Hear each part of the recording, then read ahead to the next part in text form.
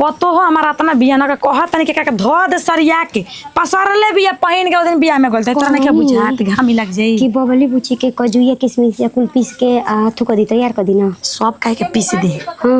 आ धो दे लइका खइया स बुझाता के तोहरो एथी भइरा सब पीस के दे अच्छी तो 5 किलो काजू 5 किलो किशमिश कहिए से रटा तड़ी त माने त 2-2 केजी खत्म होइल बाड़ी 3-3 केजी कुल बचल बाटे ओकरा मारदा के कहले बानी कि सब उड़ा गइल बड़ुए मान ले कि जे करत नि धरत नि सन त माने कि सब अपने घर से कइल जाई कुछ बचाव ने मान ले कि त ओही में सनु अपनो देखे के बड़ुए दिन रात का पीछे लाग रहा 1 केजी काट के आ तब भूसहुला में रख देही कि कोई के नजर ना पड़ी लुकवा दे आई थी धनी घर में बियाह भइल ही बड़ुए आ कोनो के एथी बड़ुए का के कहे के त मान अनघन के लिया के देवेला बस आवारा के डबरा बतिया के बाद ज्यादा कि ऑपरेशन में कम से कम 2-3 लाख रुपया लाग जाई तब का एहू सब हम बाप मम्मी जी हमनी के अमीर बने से कोई रोक नहीं के सकत जान जाई पैसा जवन दिहा सनु त जहां 10 लगावे के बा जहां 5 लगावे के बा 5 बचा लेवे के बा 5 में 3 लगाओ 2 रुपया ओहू में से बचाओ इतना तकले करे के बा त जान त आज तकले हमनी के प्लास्टर ना भइल कई साल से जानलू आज कहले बानी पहुनवा के आवे के कहले कि गैया के दूधवा कम से कम 1 किलो उठाना क दी आधा किलो उनका के दे आधा किलो हमर लइका फइका पियस ना एक बेर हिसाब किताब होई का किलो के उठाना बानी पाहुन जी के दूध के ओ जी के हम डेली पर दे देही त थोड़े ना जाके देखो कि क किलो कतना बेला आई बाटे 1.5 लीटर हम सोचे तनी उठाना मंगाई उठाना हम बढ़ा देबे के आधा किलो जर गइल हटे सुन एती उठाना कर देते नहीं 1 किलो ना 2 किलो के कर देते हैं 1.5 किलो निकाल दिया मान ले कि तोहनी ते बरले बड़े लइका बना से 4 गो 5 गो तो 1 किलो में का खइया सा आई करा के कह दे कि 1 किलो आधा किलो में आधा पानी मिला दिए जान ले 1 किलो पूरा जे बुझा गई और जगह उहे गरम का तनी चीनी डाल के दे दिए ना पता चले कि हां गाय के भैंस का सौ मीटर पानी डाल दिए नु तो गाय के दूध पियावे के बरुए भैंसिया के दूध वाली आई नहीं छोट निकल जाई पानी डाल दे कह दे के गाय के दूध पियावे पानी डाल के गैया के दूध ढेर फायदा करेला ओही बता कहानी के करा के नीमन से धो द घामा में जुरा त खराब हो जाई बाद में कहे मम्मी जी सारी खराब हो लुगा पहिर ताड़ी ये मम्मी जी है बताई कखन के रह जाता नहीं हमनी धनी के घर में करमाई पे बियाह कइले रहे आ क के अब ले रहता सन त एथी हमनी के हाथे लागी त उ त भगवान के कृपा भल कि दोनों मर गना सही कहीं एक्सीडेंट में मर दे मौकी सही कहता नहीं अब हमने का मैं करे धरे खातिर के बाटे यही से कहनी के चुपचाप लेके थी क दे आ सब सरिया के दे बस ई रखे सोचे के नहीं के बस मुंह पताई तई कइले रहे के बा हई कदी हौ कदी ई ना लागे कि माने करत नहीं की स जान ले ठीक कह काहे कि देखो करबू ना तो तारा कोई दी ना घर में कोई के खेता में जाके खटबू दिन घामा में मरबू तब 100 रुपया 200 रुपया मिली ए जन के जब हमरा अगर मिल जाता तो का फायदा पहले जरूरी बा महीना कमाए के हमने के खूब बढ़िया से सुतार बता खूब कमा ली ही यही में पैसा हो जाए तो बबुआ के दुकान खोलवा दे तब का यही में तो यही में टाइम में बाबा दिमाग लगा काम करने तो तोर दिमाग काम ना करेला उल्टा पुल्टा तोर काम करेला बाद में कहां टाइम बाटे अथुया क के ले आओ तनी हम के ले रहुआ ठीक है बटे ले जा इयो हमरा घर ने एकदम माने कहे हाफ ही कि काहे मतलब कोनो चीज होई तो सोची का के अनगे दे द क द एकरा ई ना बुझाला कि वही में से अपनो निकालल जाला अपनो के देखल जाला कि कैसे क्या करे के बना के करे के आयो दादा दामाद जी आ खुश रहे बैठी अरे आराम से हबरा के ना थाक गनी कि ना तनी बनी दादी सब आ गेल बा कि ना हां जी ले बनी नु काजू किशमिश सब जौन रुआ कहले रहनी है पिस्ता बादाम लिए मम्मी जी चाय बनी के आए दादा पहुंच जागिन के हमरा के चाय पाहुने के चाय दे द कोन के पाहुन जी आवेला बानी फिर के गिलास में पानी ले आवतनी नीमन से आ गई ना रवा के पता रहला मम्मी जी हां फोन कइले रही हम न तहे के कहनी कि आज आवत जोर गेल का है पाहुन जी ना ठीक बा उतना पानी तनी पाहुन अच्छा पानी लिया देबे कहनी के कहां भी है बबलिया अति कोई नहीं तू करे मुर्गिया के अंडा बतियले बानी ना पाहुन जी जाना तनी अंडावा न हम निकला 50 रुपया के देता ना जी बड़ी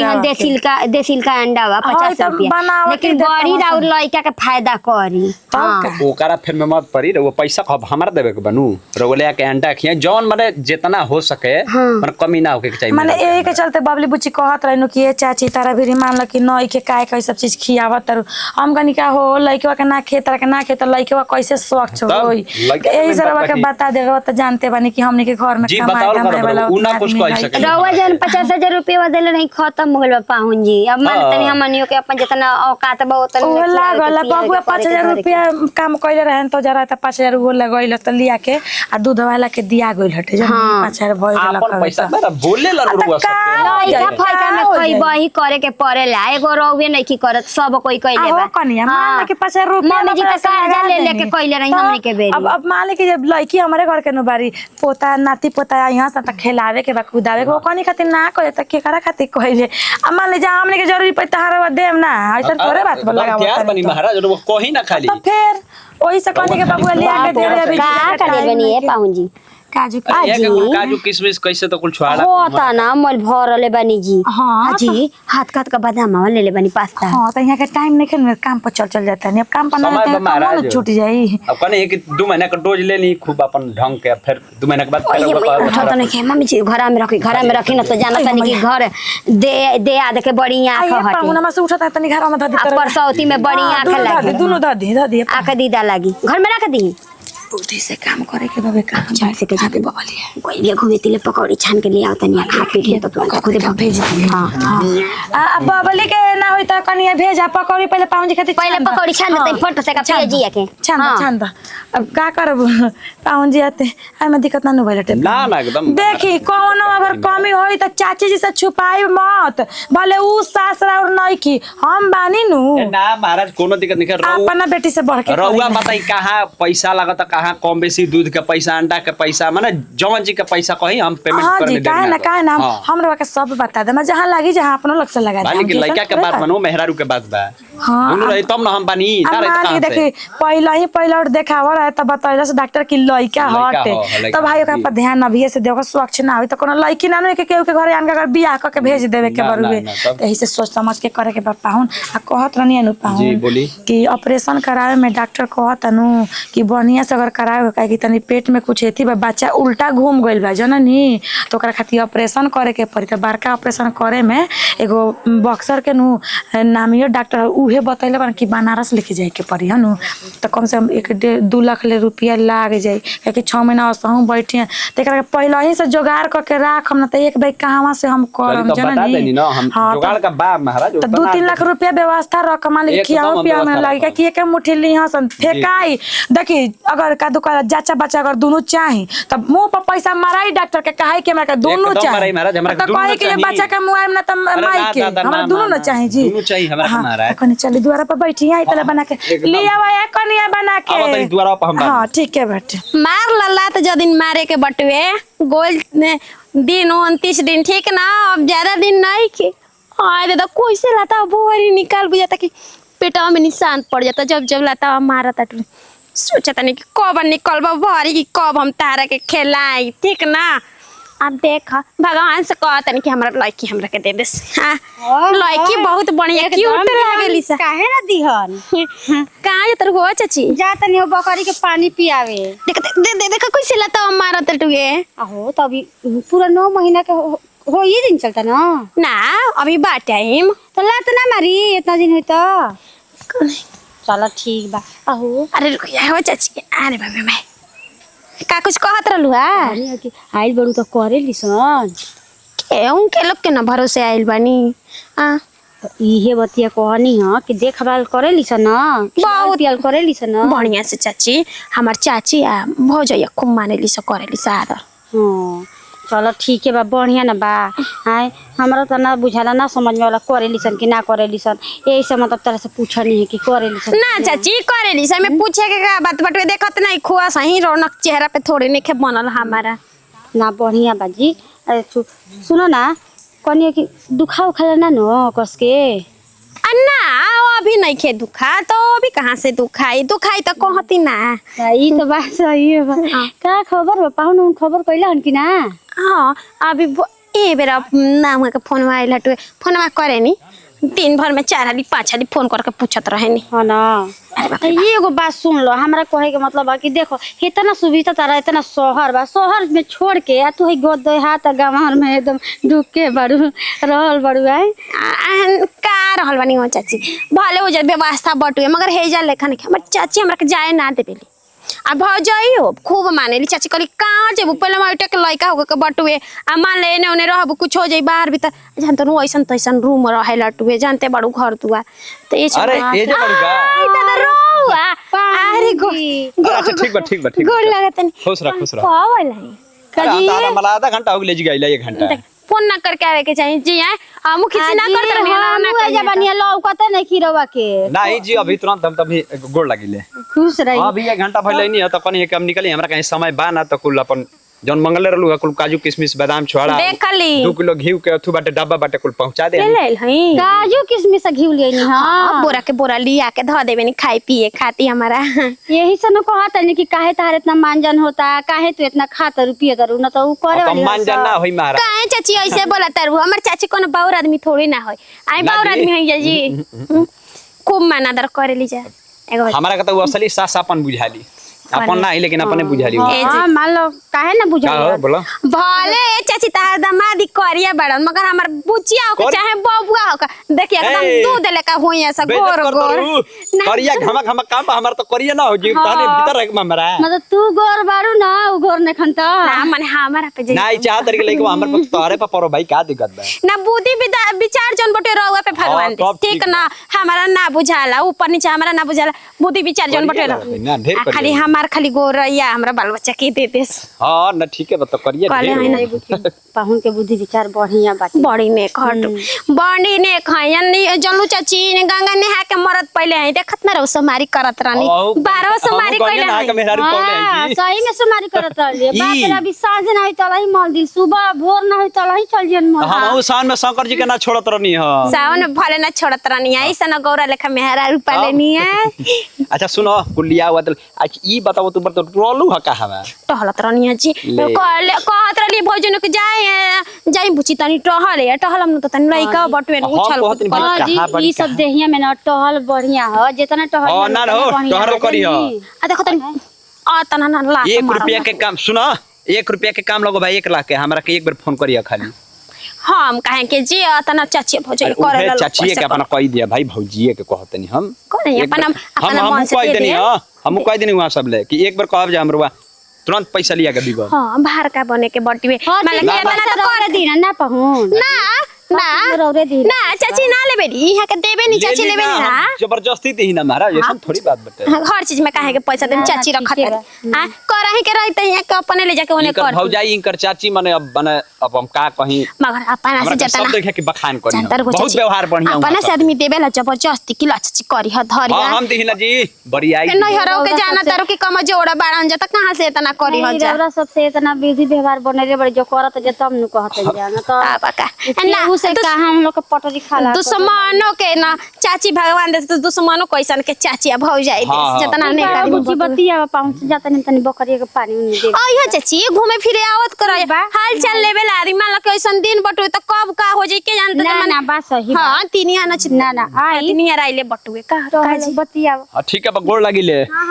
अभी खनी गोल लागत नहीं अरे जा तनी भैया हम निकलत त कैसे गोड़ लागत त का करी अब का कोले हई काहे न फोन करी हम किस में फोन ना करत रहनी है फोन हमार डिस्चार्ज हो गेल बटे डिस्चार्ज जाए त गाने चार्ज में हमर नंबर याद ना रहल दूसरा के मोबाइल से ना कर दूसरा का मोबाइल कली तू तारा का परेशान कर लगो फोन करके बुढ़बा जाने कि ना हम टेंशन में हो जाई तंची फोन ना टेंशन ना ले जाला हम एक बार तू खाली कह तार चाची कहस बा तार भौजी बा तू हम आके कहले हई आके एथी करम ना का बोलो गीता भागवत के हमरा के किताब लिया के रख दी कि हम दोनों टाइम पढ़म जी यार याद रहल लेकिन भुला गनी हनी सुनी ना एक जगह मिलेला पता करके आ जाके ले ले ठीक ना एजा का भी जे समझाते कने के अगला नाश्ता बेरा पानी कहले हई कूल हो गेला हमर नाश्ता पानी एकदम बढ़िया के पकौड़ी सकौड़ी मिलल चाय साया हो जाई हमर मान आदर हाँ, करेली हाँ, जाइए के कहत नहीं तारा भाई चली घरे है ना का ना घर ना हम जाता नहीं गाँव में गाँव में तो तब तू का भूलू है ना का हम आइल बनी अरे अभी रही तो मन नहीं अरे गजल त कमवा के करी दादा अरे दादा हम आ जाते ना 2 महीना पर फिर 2 महीना पर आ जाई जौन ना कबू तो जी, लेके आ अब के जाई दो- भाई मंगल हुआ सुनी ना। ग्रंथ का मंगल हुआ ले ले सुने ना अब की 2 महीना पे मत आई अब हाँ। की तरह नजदीकी है आ जाए अच्छा, तो पहले ही आ जाए। 8-10 दिन पे आ और जाए ये तनु अब सकरा मत बोलावा कि छुट्टी ले ली छुट्टी मांग ली मान ली सन 3 बटुए तो छुट्टिया तले बहिन के ना परी रहुआ अच्छा चला मलिकाइन हम ले लेब छुट्टी, ठीक जाता बा? नहीं जी ठीक हाँ जाता नहीं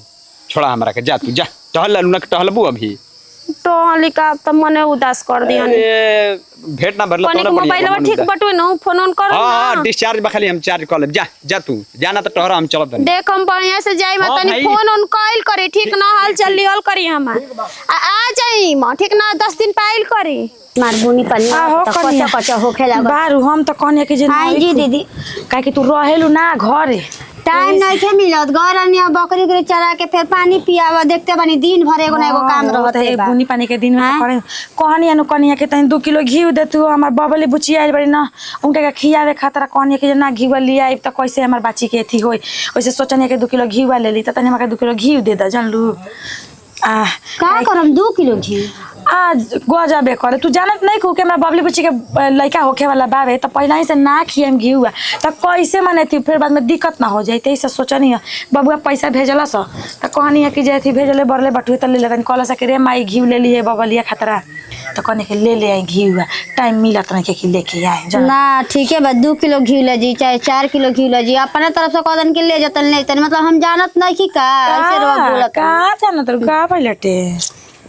गईनी है ओनी है देखनी है दामाद जी आई बड़ा ना 2 किलो खियाई चाहे 4 किलो खियाई अब दामाद के पैसा जब इतना होते बात तेरा और खियाए में का जाता आई हो कनिया कैसे बतिया होता तो कुछ वो पैसा देता कुछ हम देता नहीं ऐसा थोड़े बाबा कि माने सारा पैसा उहे देता रहन हम रखले बन त हमार फर्ज नहीं के बनत कि खियाई चाहे ना खियाई 2 किलो वो ले आई रहन आ बबुआ हमार कलस है त कने के 2 किलो 4 किलो हो जाए हम अनाघे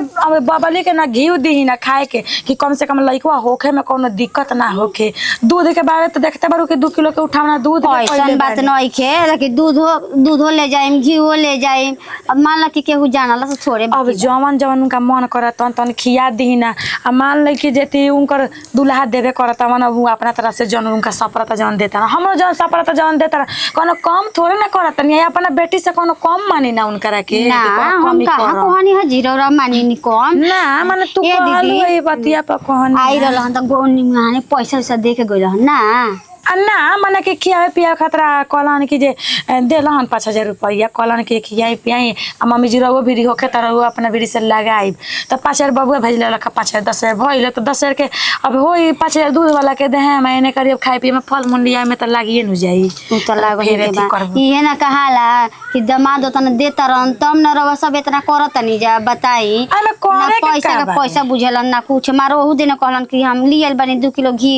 अभी रो आइल तन त आहो त ई बताव त मेहरानू न करे त 2 किलो घी लिया देलन त कौन ढेर क देले बरन हमहु करते न बानी तू गजबे बतियाव त माने मेहरानू इतना ना दिहन मरद हमन ओ कर मेहरानू है ओ कर त के करा के दिहन गांव के लोग का नानू दिहन ए दीदी ठीक है न बा बढ़िया बा इतना राउरो कम मतलब ज्यादा भार ना पड़ी हां त मान के दोनों मिला के चल त ज्यादा भार कैसे पड़ी आ कहनी के घीवा देला के बाद में हमरा के तनी दही एक दिन जमा द ओकरा दही खाए के मन करता बबली के आ कनी वो कहत लखिए त कने के दही तनी खिया दी काहे कि बाद में लइकवा हो जाई त नानू खइया हां खिया दी ऐसन बात नहीं है अगर और कम पड़ी त दामाद के फोन कर देब फिर आज हम के पैसा लेके ऐसन बात नहीं है बोल मारा तारू हमरा के बोल मारा तारू अब देखी हमरा के बोल ना ये लग रहा तारू माने हमार दामाद दे तो देखो आई हो दादा धीरे से बैठाई धीरे से ना टहल ले ले तो हॉल देखो तो बोलिए कि टहल ले मुनिया कटन जा बढ़िया बच्ची टहलन आ लइका ठुकुरत रही पेटवा में घरे घरे ना घुम जाला है घरे ना बोले की घरे ना बोले घर ना गलो त ई चाची के घरे आइल बरु न अरे अपने ना घरे आइल बनी चाची के घर हमनी के घर बाटल बटुए तंची दूर का होल बड़ी चाची इनकर घर तनी से दूरे बाबे मान रास्ता पेरा के बात आजी दीदी ऐसन देही में ना रुकल जाला चलल जाला फिरल जाला जानी चले के बात नहीं की कत बतावा हमार घर हो जन गए भाई हेने के घुमत रे 10 आदमी के नजर पड़त रे ऐसे डरा तनी देखो अब दूसरा के लइका बरुए अगर कुछ हो जते को हमरा ऊपर अच्छा रंग लग जाए यही से परेशान भइल नहीं ऐसन कोनो बात नहीं के जानी उनकर कुछ होई ना उनकर दुल्हा इतना गांजिए देले बड़ा ना देता ना भगवान करस भगवान बस निमने हमन निमह जा ऐसा कोनो एथी ना होके के चाहे जना लो त कने के दहिया जमा दिया तनी खिवा दे देतनी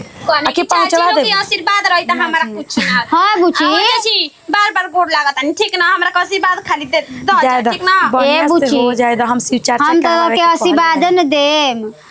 लोग ना देखा लें कि भौजी के बबुआ होके के रहनु त भौजी मार कोहरत रही हमरा ना तना ना अच्छा ए दीदी सुनी को पेटा में से निकल जाके खेल घरे चल आ बतानी कने के कने का करिया नु कि तनी एथी जो खवा के अपना बबुआ बस भेजवा दियो आज के दूध ठीक बा आज के दूधवा के दही जमा दी अच्छा ठीक बबली कह देनी दही जमावे के खा लियो ना बैठे दे बेटे चाची देखो अब हम जातनी फिर तू आइबू गबदेर होता गबदेरा में ना घुम जाला के घुमल जाला हां साँझ हो गई द्वार पर घूमिए जाए तो हो चाची आइए हो जाई बबुआ ठीक बा बुची ठीक बटुए ठीक बा जातनी ए भौजी का जी ला मुर्गा लेनी बना दे तनी खाए के छोटा मोटा कर तरह कह गेले के पैसा देले मम्मी जी ना हम अपना पैसा देंगे बापू बाप कमाहू लगला का दादा अब हम तो विश्वास नहीं के कि अपना रुपया ले मुर्गा लिया के रखिया देहनी आज हमनी बाबू के देले रहन अच्छा चल ठीक है बाटे बनैया त हमरा खबर दे तेल उरबा ना कुछ हां सब कुछ ये बाटे त हो तबे एक गांव में नातना बारिश न सब मुंहे माटी उठैले का बारिश होई जी? मुंहे माटी उठैले बारिश का होई? हेजा घुमत रे बाबू तो चिल्ला तरन दुआरी पर रे तब हम तो बरिए से नहीं कहा कुछ मुर्गा ले आइल बानी है के आधा किलो अरे त ई मुर्गा कहां से लेके आवत रे कहता नहीं अपना पैसा से लिए हम नहीं अपना पकड़िए से हां पकेटिया से ना चिया तरह मारम चप्पल से न जाके निकल हमरे पर्स में से हमरे पर्स में से चोरे गइले ना त मार लगियन ईटा चलाते हैं त बुझिए लेके बैठल बान डांटा ई नतिया इतना का होगा घर में ले लीजिए गरमाए के बात नहीं के और बिया ना ललुआ बा आता ना मने मुंहे माटी उठाले में गांव टोला में के सब गोरी दामाद आवत त पैसा देता त बबलिया के करत रही बबली बुची। दामाद आवत त हई करत ऐसा अरे हम करत त हनी काहे मुंहे माटी उठाले बारू जी तो मतलब काहे भर मुंह माटी ले पैसा का वो हनी के सोचत है कि हमारा आगे वाली के दमा दो लो त बेटिया के बियाह कर दसन बेटिया के बियाह कर दसन त दामाद हो जाई बड़ा सुधार सब हनी के लसन धर गोइनी घी मांगे कोने के 2 किलो घी ले आ त तार दामाद 2 किलो दे के न गोइल बा दामाद पैसा देता त मार करत तारू त इहां के बानी न चना के इहां के बानी न चना के दूसरा के का तुम परे के बा यही चीजवा के थी भइल हटे अब लियो जरा ली यही से हम ना कुछ बोला नहीं कि उनका मन में दुख लगी लेकिन अब जाइब ना त मांगी में के झोंटा में रख दे झोंटा ना देख के जरा तरी सो देख के जरा तरी सन कि जे हां लइका होखे वाला बता काहे रखले बिया काहे चचिया करतिया भर गांव के अरे बात सुनला में का तू बाद में नु गइलू है बुची तू बाद में गइलू ऐसा ऐसा बात रउवे करत न सुनवा तनी जी रउवा कहे के नहीं खे कि हां हमार चचिया कतना करते भौजैया कतना करके एक गोड़ पर आदमी खड़ा रहता ना जना दरुए बुची का कहत तिले चाय तिले पानी तिले हई द तिले हौ द करत रहता ना देखो आदमी देखो का कहत से ललू बाबा काहे कतनो कहतनी तो कोई बतिए नहीं के माने तो कहतनी के तना हमर फौजैया मानेली अच्छा जी हमरे तना माने ले करेले धरे तू गइलू बाद में नु कहतिया ललू बाबा का कहता कि काहे के रखले बानी बताई कोनो राउर बेटी है उनकर माई बाबू मर गए ओही पर कहनी नु कि आ हो बताई रउवा मुंह पर रउवा खातिर दिक्कत आइया बा का मुंह पर इनका चाची हमरा बेटा तो कहानी है कि माने चाची करेली हां हां काजू किसमिस सब मिलत त करत हो ए बुची जी गांव के भी समाज लागल बा गांव के भी समाज लागल बा कि कैसे बेटिया के बोला के महतारी अब पने खस त करतिए धरतिए ओकर भौजैया ओकर ओही महतारी खतरा कहती हां पर हो जाए हो जाए ना ओकरा बाद में लेकिन राउर बुद्धि बा ना राउर बुद्धि बा नु रउवा अपन बुद्धि से चलम ज्यादा बबली सोचली हो जानलू ना त लोग के काला में पड़ी है यही खातिर त मंग जरनो के मांग जारे पर लागल बनी ई बताओ घर गांव के बात सुन चलबू आ हमार मुंह ओकरा यही खातिर भइल बा। नीमन से हो आ जाए दो ज्यादा कोई के कुछ नहीं के कहे के हो चिल्लाइला से कोनो मतलब नहीं के चुपचाप रहे के भाई अपना घर में दुआरे बस निमने निमने हो जाए आ निमने से अपना घरे दुआरे चल जाए त ये घरे से चाची अगर जेकरा कर देबे ध देबे ओकर एकदम शुभे होला शुभ गांव भर के कहना बा कि बाप रे बाप ओकर माई बाप ने के त कैसे कैसे करत हां तारे सन निके रउवा देखत तनी ना कि रउवा हमनी के केतना तरह तरह लोट तनी जा कोई के करिए चाहे ना करिन जा माई हम जिंदो रहले त तना ना करत धरत रहले जेतना ज्यादा। चाची कोइले धइले ए बाबा टेंशन छोड़ दे बबुआ मुर्गा लियल बाटे आधा किलो में तो होई ना कोई के बबुआ के आइन करे के दे दियो बना के ना। हां आ कल फेर आ जाई त सब कोई खा ले ठीक बा ठीक है बात हां अब बना आई के तना मार होने से चिल्लाता नहीं आ तो कहने के भेजवा दियो गांव को देव जब गांव आता ना बिसमाद ले ले बेटा ये आदमी नहीं के करता गांव को देव हां गांव को देव कहा देना लोग के काहे खातिर बिस्मादल रहत अजी जतनी बनावे हां ठीक ओरिजिनल है ना जी कि पानी फेट के आदमी देले डालडा बना ने कौन फेट देले ई का कहतन जी मतलब रौरे बोलतनी हट के और कनिया हट के बोलत हमर चाचिया भौजाइया ना करे त गांव जवार के समाज के लोग करी गाय आ ज्यादा हो छोरा मत कहो कुछ चला